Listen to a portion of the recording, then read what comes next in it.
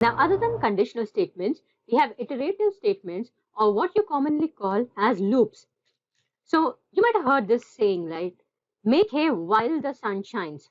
So the whole thing is that as the sun keeps on shining, we should keep on concentrating on making hay. So that's not a one-time thing that, oh, now the sun is shining, let's make hay. It's like continuous thing, and that's what we want to do in our program as well. We want to continuously check if some condition is true or false, and then based on that, we want to execute a number of statements again and again and again. Those are known as loops. So now for iterative statements, I'm just creating a new class file, iterative statements, and I press on finish, and then again I write main, control space, select the main method, and now I can write my statements. So the first iterative statement which I want to tell you is the while statement. So let me just write int a equal to 9, and I want to actually run the while statement if a until a is either less than or equal to 0. I want to run all of these statements. So I can just write a is greater than 0.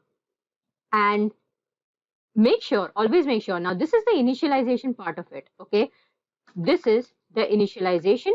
Then you have this part, which is the conditional checking part.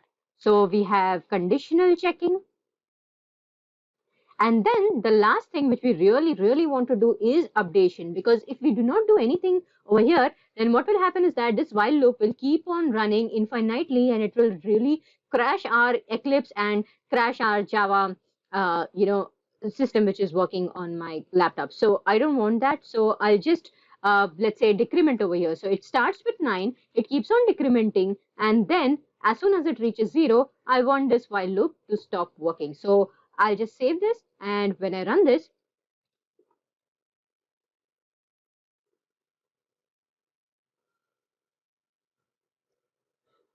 so now nothing is getting output. So why is that so? Let me see. A is equal to 9.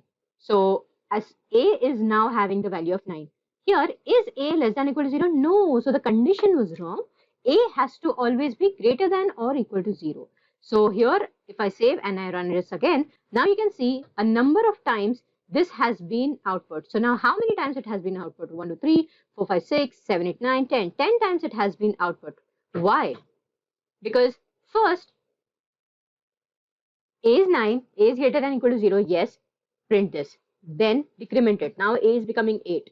Then print again. Then A is 7.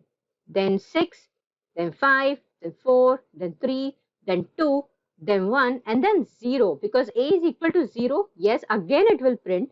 And then finally when A is minus 1, then it will not print. So if I don't want to print it, I just want A is greater than 0, then I'll just remove an equal to sign over here and then print it. This is how you do the debugging part of it. This is how you understand what should be your exact condition till when you want to execute these statements. So now you will see that it has only executed 9 times. So this is how you run a while loop. Remember, there is initialization, condition checking, and updation. Otherwise, you will have infinite looping out over here. If you don't want to use this syntax, then I'll just comment this out, and we can also use a for loop. So what happens is that in for loop, we have all of these 3 things at the same place. So first we have initializations. So I can write int a equal to 9 over here itself. So I don't actually need this. So let me just take all of them and do this thing, and this really did not become pretty to look at, so I'm just removing the other parts as well.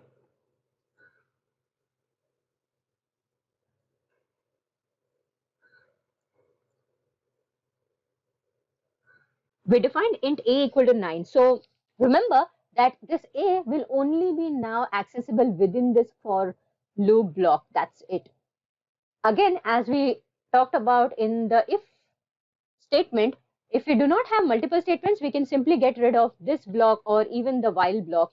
If we just had one statement of printing it out or just one statement of updating, then we would not need these curly braces. But obviously while statement definitely needs this updation along with anything else. So, but in for, if you don't need this whole block, if you just want to just, work with one statement of sysout, then we can do that as well.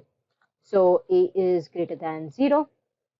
And now after I have updated it, I actually want to check, right? So a is greater than 0, and then I want to do an updations, which is a minus minus in this case. Now I already told you about the increment operator, right? Pre-increment operator and post-increment operator. Similarly, we have pre-decrement operator and post-decrement operator, okay? Now, remember that we have semicolons over here. So this statement would also work exactly the same way as earlier. We again, have all these 9 statements which we wanted to output, okay? So this is the for loop, and that was the while loop. Now, if you want to keep on adding initializations over here, you can do that over here like so. You can just add a comma over here, and you don't need this int, because in Java you can simply initialize it with a single int like here. And then, if you want to add multiple conditions, then you can use the logical operators as usual. So you want a to be greater than 0 and b to be greater than 0, okay? And then again, for updation, you can have multiple updation operators just by adding commas as well. So you can do b minus minus as well. And then when I run this, you will see that it is run only 4 times. Why? Because b actually became equal to 0 much before a. So that's why this condition failed, and that's why our for loop stopped working and our for loop got terminated. Now there is another version of the while loop which is known as the do while loop. In that, it actually runs once at least. So if I say do and then something in the block, then this will actually run at least once. So runs at least once. This is post test loop. Why? Because here we are not checking before, we are actually checking later on.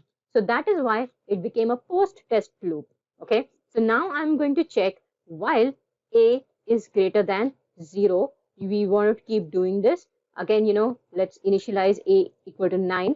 And again, do not forget the updation part of it. A minus minus. Now, let's just keep it a small number. Now let's try to print this. I forgot the semicolon. Let's try to print this. Now, can you see that it ran only for 3 times? So initially a is 3, it ran once, and then it became 2, but 2 is greater than 0, that's fine. Then 1 is greater than 0, 0, that's fine. Now 0 is not greater than 0, so that's why it ran for 3 times. So that is the do while loop. Very similar to the while loop, but it will run at least one, and it is post.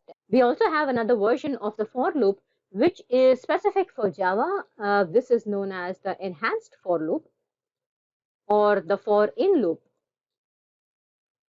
In this for loop, what we do is we use the for keyword again, and then we have the declaration and an expression. This is also a good time to introduce arrays to you. So before we jump into the for in loop, let me create an array of integers. So if I just write int a equal to 9 or equal to 3, this is an integer, right? But what if I want to create 3 integers, one after the other in a row? For that, I can just add a square bracket pair, and here instead of just writing 3, I can write 1, 2, 3. Okay. What this is doing is it is creating an array of integers which will be called by a, and this is actually stored 1, 2, 3 in a row in the memory. That's how simple is an array. An array is a data type which is actually storing your values one after the other in the memory space. Now remember, arrays can only have one single data type. So for example, this is an integer array, so we just have all ints over here. Now, if you want to actually use the enhanced for loop of Java for this particular array, then what we can do is we can simply create another variable int temp. This is just storing the values within A temporarily. So we have int temp from A. Okay, so A is an array actually, and temp is each integer within A. This is what this means. Okay, and now I just want to print temp. Okay, now when I save this and I click on run, this is actually printing 1, 2, 3, each of them to me. What if this was an array of strings? So this would be hello, this would be world, and this would be your name. Okay, and here, as you can see, there is some error coming. Type mismatch, cannot convert element from string to int, because here temp also has to be the same data type as A. So now if we run this, this says hello world, your name. So this is how the enhanced for loop works, or for in loop. So we saw about the while loop. While loop really depends on the state. Okay, it was checking the state of the variable A. For loop is something which we would use when we would only have fixed iterations. So as you remember that we actually added the initialization and the updation and the condition part all at one place, just because we know how many times we want for loop to run. But for example, we don't know until when we want to run. We just want to run until a particular variable state is changed. Okay, for that we would just use the while loop. Now let's look at the continue keyword. Here in this enhanced for loop, let's see if I want to check that I just want to print hello world. I don't want to print this your name. Okay, so I want to just check if temp is equal to your name, and then I don't want it to print it. So here I want to write some logic by which it actually does not go ahead with anything beyond this. So I can just say continue, and then if I say continue, it is just going to come up, check if there is anything else remaining. I would just save this, I would run this, and now you will see that it only print hello world. If the temp was your name, then it actually caused it to not execute anything beyond but go back to the first statement. Instead of continue, if I would have written break, what would have happened is that if it was your name, then it would have completely gone out of the loop. So if I clicked on run, then again, we have the same result. But then there's a difference between break and continue. I will show that by putting this your name in the beginning. So ideally, you would see your name hello world if this thing did not exist. So if I just comment this out, I run this, this would say your name hello world. But now if I uncomment this, and initially it is checking whether temp is your name or not, and if it is, then it wants to break out of this loop. What break means is that it will terminate this loop. This loop will be forever over. When I run this, nothing is getting printed, because as soon as it saw your name, it broke out of this loop.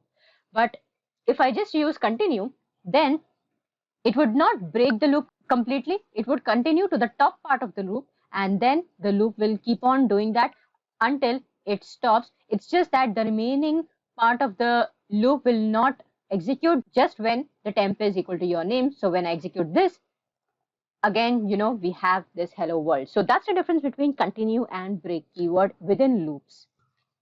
Now the last thing within loops for you to know is that loops can be nested one within the other. So I can have this for loop. I can actually nest another for loop within it. Okay, so I can just write for int I equal to 0, I less than 3, I plus plus, and within this I just want to write this is nested loop running. Okay, now what will happen? How many times will this be printed? This is nested loop running. Will it be 0 to 2? That means 3 times. or will it be more than that? So let's try to print this. Now, if you saw that it started, it saw that initially temp is your name, it said continue, so nothing executed, it really went back up, but then it saw hello, which is not equal to your name, so it went ahead and it actually printed hello.